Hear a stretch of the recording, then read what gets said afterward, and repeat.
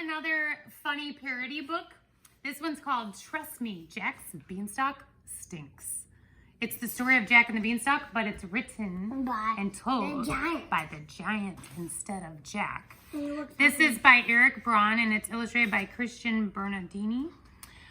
This is the Cinderella is so annoying. Seriously, Cinderella is annoying. Yeah, and the what's the other one? Little Red Riding Hood was rotten. Yeah. So I hope you guys like this. It's funny. Are you ready, Jude? Yes. Are you guys ready? Yeah. Yep. Let's do this. Yes. Trust me, Jack's Beanstalk stinks. The story of Jack and the Beanstalk as told by the giant. By Eric Braun, illustrated by Christian Bernardini.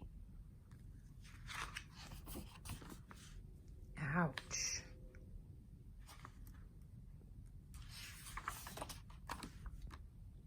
People think it's easy being a giant.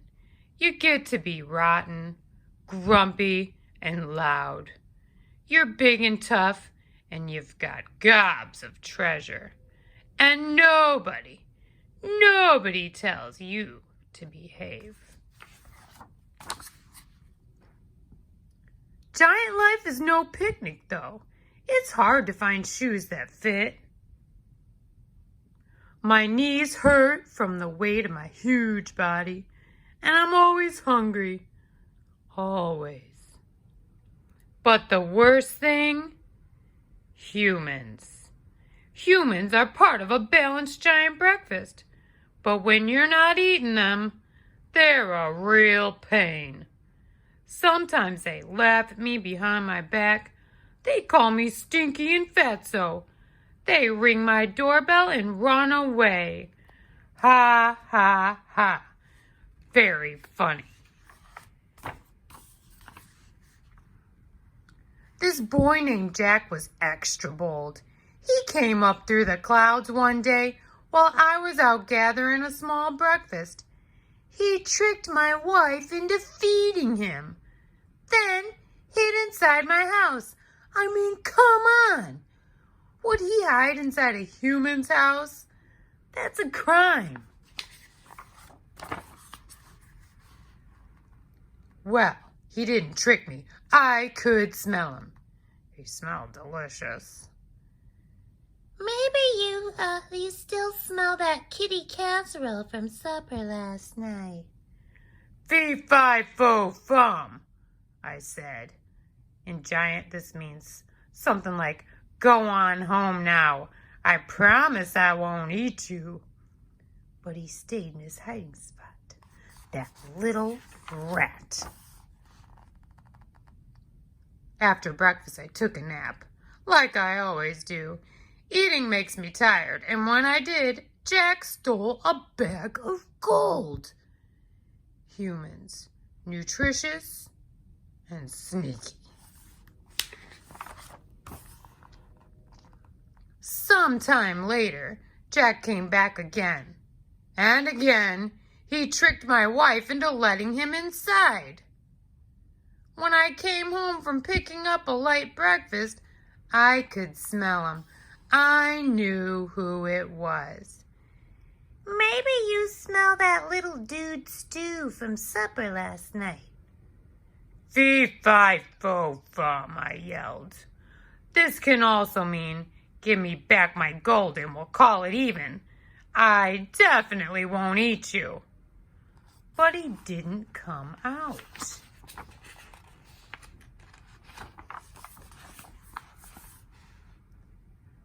Just like before, I ate my meal and tried to forget about Jack. I relaxed with my goose, the one that lays golden eggs. Soon, I took a little snooze. Of course, that pesky boy couldn't let a guy rest. You know what he did? He stole my goose. The lousy, no good, miserable thief.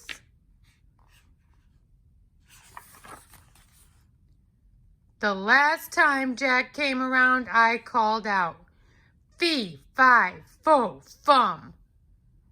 This can even mean, darn it, I'm really angry now. My wife and I searched but couldn't find him. I kept looking, but soon I got hungry. Big surprise. After breakfast, I enjoyed some lovely music. My golden harp sang to me, and the sound was even sweeter than boyberry pie. I rested my eyes a bit. I'd finally forgotten about Jack.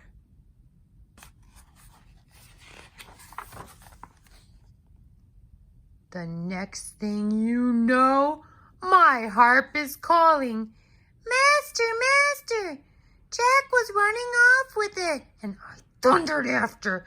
I almost caught up to them, but they disappeared into the clouds.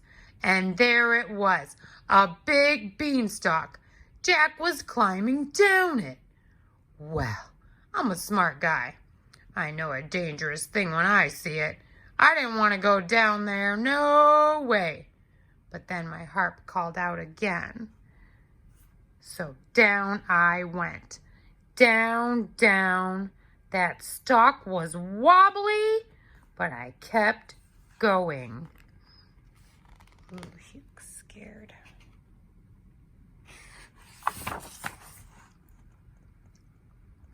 The beanstalk shook once, twice, then toppled over. Jack had chopped it with an axe. I fell and I broke my crown. That's an old-fashioned way of saying I whacked my head real good. Even if you're a big, tough giant, that hurts.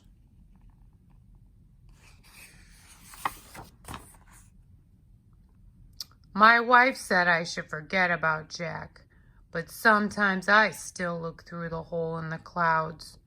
Jack and his mother got rich selling golden eggs. They fattened up nicely. Jack got married.